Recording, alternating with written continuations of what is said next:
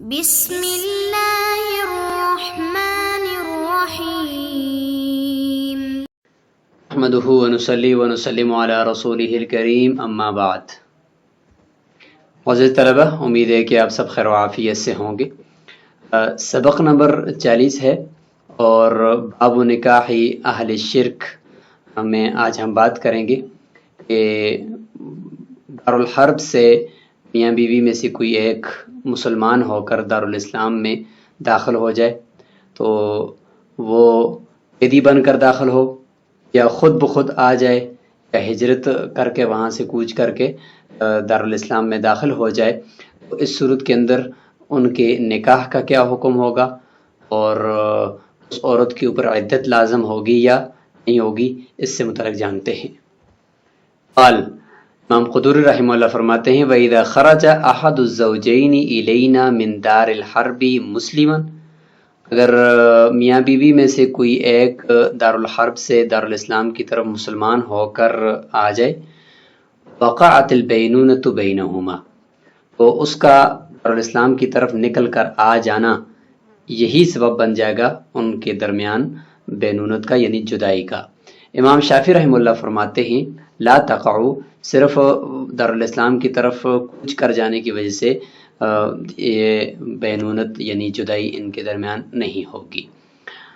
ولو سبی احد الزوجین، اسی کے ساتھ مسئلہ دوسرا جوڑ رہے ہیں، اس کے بعد پھر دونوں کے دلائل ایک ساتھ ذکر فرمائیں گے، چونکہ دونوں مسئلوں کے اندر امام شافعی رحمہ اللہ اور احناف کا آپس میں اختلاف ہے۔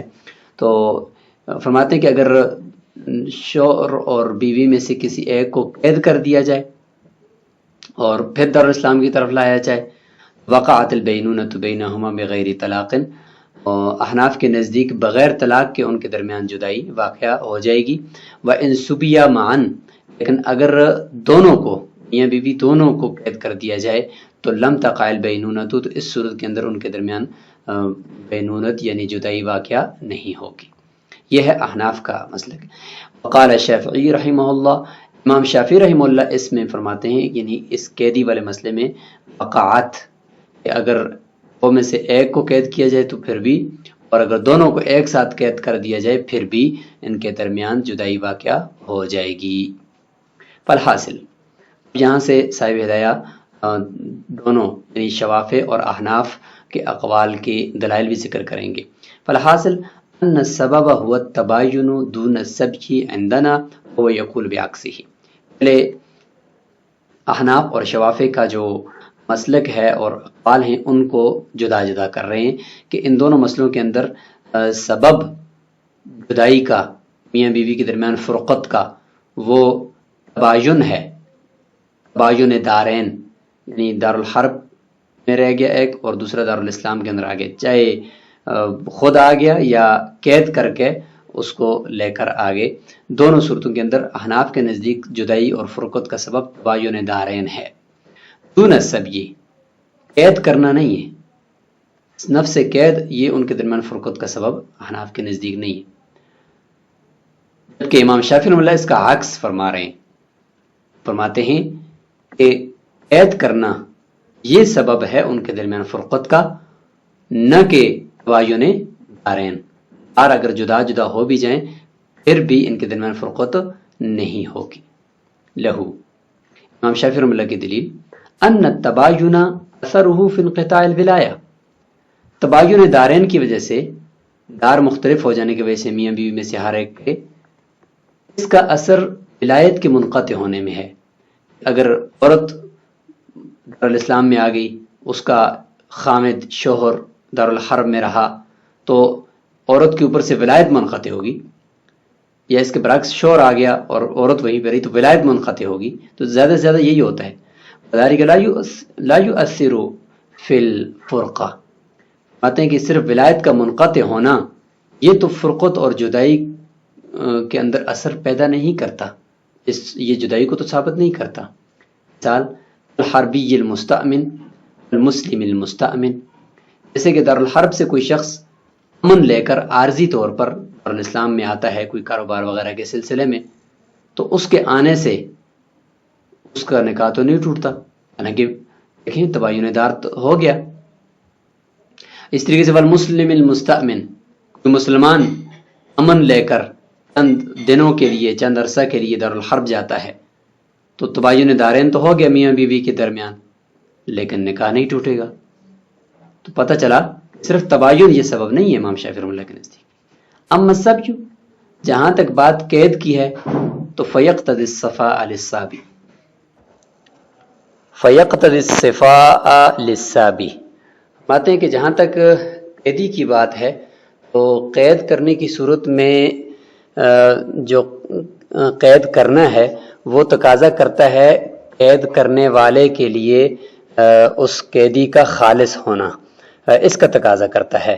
مثلا قید کرنے والا یہی چاہتا ہے کہ جس کو میں قید کر رہا ہوں تو وہ ہر لحاظ سے صرف اور صرف خالص میرے لیے ہو، مطلب اگر وہ باندی ہے تو وہ بھی یہی چاہے گا کہ یہ صرف میرے لیے ہو، اس کے علاوہ کسی کا کوئی اس کے اوپر حق نہ ہو۔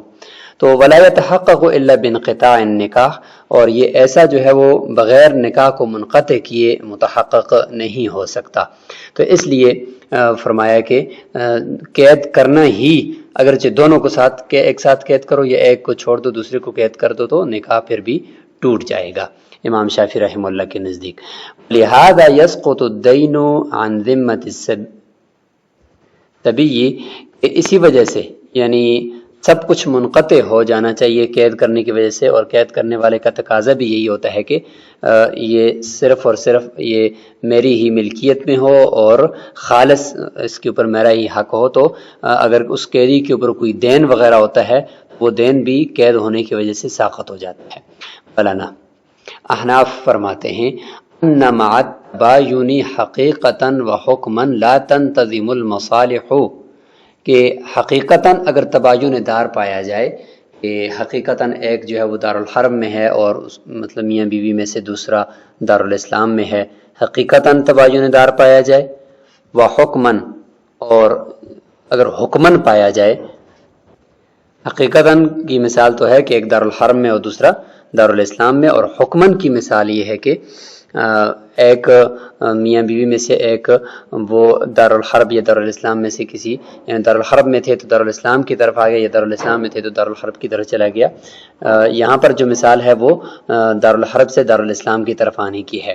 تو اگر میاں بیوی میں سے اگر کوئی ایک دارالاسلام میں آ جاتا ہے اور اس کی نیت واپس جانے کی نہیں ہے، یعنی وہ رہنے کے لیے، رہائش رکھنے کے لیے وہ یہیں پہ ٹھہر جاتے، تو اس کو کہتے ہیں حکماً تباین دار پایا گیا۔ اگر وہ عارضی طور پر آیا تو پھر تو یہ تباین دار نہیں ہے، اور اگر وہ ٹھہرنے کی نیت سے آیا ہوا ہے تو پھر یہ حکماً تباین دار ہوگا۔ فرماتے ہیں ان دونوں کے ساتھ نکاح کے جو مصالح ہیں، جو نکاح کے ثمرات ہیں، ان کا انتظام نہیں ہو سکتا۔ فشابہ المحرمیہ، تو یہ تباین چاہے حقیقتاً ہو یا حکماً ہو، محرمیت کے مشابہ ہو گئے۔ جس طریقے سے اگر عورت محرم ہو تو اس کے ساتھ نکاح کی صورت میں نکاح کے ثمرات نہیں مل سکتے، ان کا انتظام نہیں ہو سکتا، تو اس صورت میں یہاں پر بھی نہیں ہو سکتا۔ السبی یوجب ملک الرقبہ، امام شافعی رحمہ اللہ کو جواب دیا جا رہا ہے۔ انہوں نے فرمایا تھا کہ قید کرنا یہ تقاضا کرتا ہے اس بات کا کہ وہ قیدی وہ قید کرنے والے کی ملکیت میں اور ہر حال سے اسی کے لیے خالص ہو جائے۔ تو فرماتے ہیں کہ قید کرنا تو صرف اور صرف ملکیت ثابت کرتا ہے رقبہ پر، یعنی اس کی رقبہ وہ ملکیت میں آ جاتی ہے اور وہ غلام بن جاتا ہے قیدی۔ تو فرماتے ہیں کہ قید کرنے سے تو صرف یہی ثابت ہوتا ہے۔ وَهُوَ لَا يُنَافِي فِي النِّكَاحَ ابتداءً، اور ملک رقبہ یعنی رقبہ کا مالک ہونا یہ نکاح کے منافی نہیں ہے ابتداءً بھی نکاح کے منافی نہیں ہے۔ مثلا اگر کوئی شخص اپنی باندی کا نکاح اگر کسی کے ساتھ کرواتا ہے تو دیکھیں وہ اس کی باندی ہی رہتی ہے لیکن وہ اس کا نکاح بھی ہو چکا ہوتا ہے۔ فَكَذَلِكَ بَقَاءً، تو لہذا بقاءً بھی ملک رقبہ کا ثابت ہونا یہ نکاح کے منافی نہیں ہوگا، یعنی اگرچہ اس عورت کا نکاح اس کے شوہر کے ساتھ برقرار ہوگا دونوں کے ایک ساتھ قید کرنے کی صورت میں، اور ساتھ ساتھ وہ کسی اور کے غلام بھی ہوں گے۔ فَصَارَ كَالشِّرَاء، یہ اسی طریقے سے ہوگا جس طریقے سے غلام کو خریدنے کی صورت میں ان کا نکاح نہیں ٹوٹتا تو قید کی صورت میں بھی نکاح نہیں ٹوٹے گا۔ ثم هو يقتضي الصفاء في محل عمله وهو المال لا في محل النکاح، امام شافعی رحمۃ اللہ کو جواب ہے کہ آپ نے یہ فرمایا ہے کہ وہ قیدی خالصتاً وہ قید کرنے والے کے لیے ہو جائے تو یہ تقاضا کرتا ہے اس کا قید کرنا. تو فرماتے ہیں کہ یہ تو قید کرنا تقاضا کرتا ہے اس کے عمل کے محل کے اندر کہ وہ خالصتاً اس کا جو عمل کا محل ہے یعنی اس کا مال وہ سارے کا سارا ہو جائے کس کا؟ قید کرنے والے کا. لا فی محل نکاح، نکاح کے محل کے اندر یہ خالصتاً سارے کا سارا سارے حقوق کے مالک کے لیے ہونے کا تقاضا نہیں کرتا. لہٰذا نکاح کا تعلق انسان کے آدمی ہونے کے ساتھ ہے، اس کی آدمیت کے ساتھ ہے. تو بحیثیت ایک انسان، بحیثیت ایک آدمی، وہ اس کا حق ہے نکاح کرنا. تو لہٰذا اس کے اوپر مالک کوئی بھی نہیں بن سکتا. ہاں اس کے مال کا مالک ہو سکتا ہے، اس کی رقبہ کا مالک ہو سکتا ہے، اس کے پاس جو کچھ ہے اس کا مالک ہو سکتا ہے. تو لہٰذا قید کرنے والے کا بھی مقصد صرف اور صرف اس کے مال کے اندر اپنے آپ اپنا خالص حق ثابت کرنا ہے، نہ کہ اس کی نکاح وغیرہ کے محل کے اندر. اور فی المستأمن، مستأمن کے بارے میں امام شافعی رحمۃ اللہ نے فرمایا کہ جس طریقے سے وہ اگر امن لے کر دوسرے دار کی طرف چلا جائے تو اس سے اس کا نکاح نہیں ٹوٹتا. تو فرماتے ہیں کہ لم تتباین الدار حکمن، اس میں تو حکمن دار جو ہے وہ چینج ہوا ہی نہیں ہے اور تباین اس کے اندر پایا ہی نہیں گیا، کیونکہ وہ جو گیا ہوا ہے امن لے کر وہ عارضی طور پر گیا ہوا ہے، اس کا واپس اپنے دار کی طرف لوٹنے کا ارادہ ہوتا ہے. تو حکمن وہ تباین دار نہیں ہے، لقصدہ الرجوع، اس کا رجوع کا قصد ہوتا ہے. وَإِذَا خَرَجَتِ الْمَرْأَةُ إِلَيْنَا مُهَاجِرَةً جَازَ أَن تَتَزَوَّجَ وَلَا عِدَّةَ عَلَيْهَا. اسی کے ساتھ یہ مسئلہ تھا کہ عورت قید کر کے تو نہیں لائی گئی، عورت دارالحرب سے دارالاسلام میں مسلمان ہو کر خود ہجرت کر کے آئی ہے. تو ہجرت کر کے آنے کی وجہ سے یہاں دارالاسلام میں اس کے لیے نکاح کرنا جائز ہے. تو فرماتے ہیں کہ جاز ان تتزوج، اس کے لیے جائز ہے کہ وہ نکاح کرے یہاں پر. اور ساتھ ساتھ یہ بھی حکم ہے کہ ولا عدت علیہا، اس کے اوپر عدت نہیں ہوگی امام ابو حنیفہ رحمہ اللہ کے نزدیک، جبکہ صاحبین فرماتے ہیں علیہ العدہ، عدت اس پہ لازم ہوگی. صاحبین کی دلیل یہ کہ لأن الفرقة وقعت بعد الدخول فی دار الاسلام، یہ جو اس کے شوہر کے اور اس عورت کے درمیان جدائی ہوئی ہے یہ کب واقع ہوئی ہے؟ صاحبین فرماتے ہیں کہ دارالاسلام میں داخل ہونے کے بعد واقع ہوئی ہے. تو جب یہ دارالاسلام میں داخل ہو گئی تو اس کے بعد فرقت ہو گئی، تو چونکہ دارالاسلام میں ہے تو لہٰذا اس کے اوپر اسلام کے احکامات ابھی لاگو ہوں گے.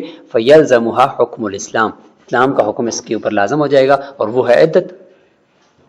امام ابو حنیفہ رحمہ اللہ فرماتے ہیں کہ انها اثر النکاح المتقدم وجبت اظہارا لخطرہ، یہ جو عدت ہے یہ مقدم جو پہلا نکاح ہے اس عورت کا دارالحرب میں، اس نکاح کے اثر کی وجہ سے یہ اس پہ لازم ہوتی ہے تاکہ اس پہلے نکاح کی قیمت اور اس کی قدر و منزلت کو ظاہر کیا جائے. لیکن یہاں پر تو جو اس کا نکاح ہے وہ ایک حربی کے ساتھ ہے، تو ولا خطر لملک حربی، تو حربی کی ملکیت کی کوئی قیمت اور کوئی ویلیو نہیں ہے. وَلِهَذَا لَا تَجِبُ الْعِدَّةُ عَلَى الْمَسْبِيَّةِ، اسی وجہ سے کہ حربی کے نکاح کی کوئی بھی قدر اور منزلت نہیں ہے، تو قید کی ہوئی جو قید میں لائی گئی عورت ہوتی ہے باندھی، اس کا اگر نکاح پہلے تھا تو وہ نکاح ٹوٹ جاتا ہے، فرقت ہو جاتی ہے، لیکن اس کے اوپر بھی عدت نہیں ہوتی. اور اس میں راجح اور مفتبی قول امام ابو حنیفہ رحمہ اللہ کا ہے.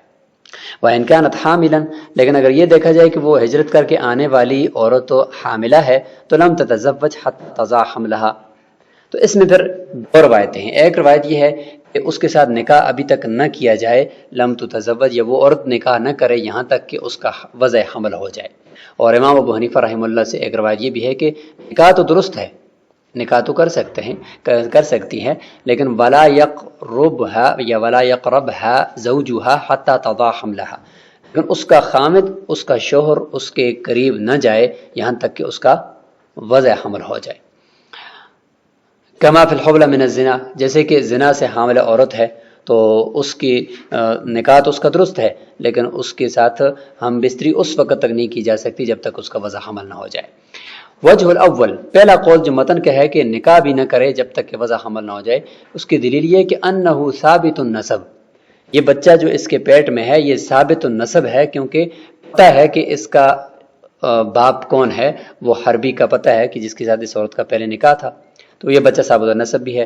فَإِذَا ظَهَرَ الْفِرَاشُ فِي حَقِّ النَّسَب، جب نسب کے حق میں یہ فراش ظاہر ہو گیا تو يَظْهَرُ فِي حَقِّ الْمَنْعِ مِنَ النِّكَاحِ احتیاطاً، تو احتیاطاً نکاح سے منع یعنی روکنے کے حق میں بھی یہ فراش ظاہر ہو جائے گا۔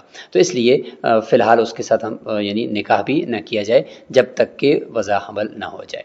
تو اس سبق کو یہیں پہ آج روکتے ہیں، اگلے سبق کے اندر انشاءاللہ باب نکاح اہل شرک اس کو ہم انشاءاللہ مکمل کریں گے۔ السلام علیکم ورحمۃ اللہ۔